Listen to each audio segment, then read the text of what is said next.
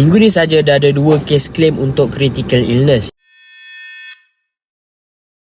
Yang pertama adalah pesakit lelaki umur 33 tahun di mana dia menghidap leukemia. Korang boleh tengok dekat dalam video ni yang saya share ni, RM50,000 telah dikreditkan direct masuk ke dalam akaun pesakit tu. Dan menariknya, polisi pesakit ataupun klien ni aktif sampai umur dia 70 tahun di mana dia tak perlu nak bayar lah. Prudential automatic cover dia punya polisi. Dan yang kedua pula adalah kes pesakit menghidap breast cancer stage 3. Dan kalau tengok kat sini juga, RM50,000 juga masuk ke dalam akaun pesakit ataupun klien tersebut.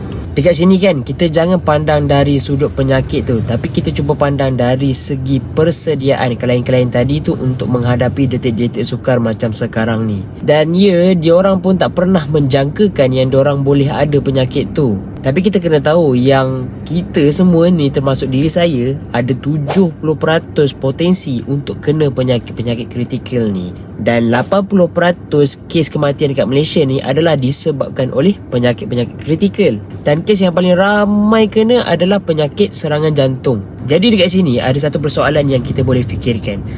Adakah korang bersedia? Saya Aminuddin, Takaful Advisor anda.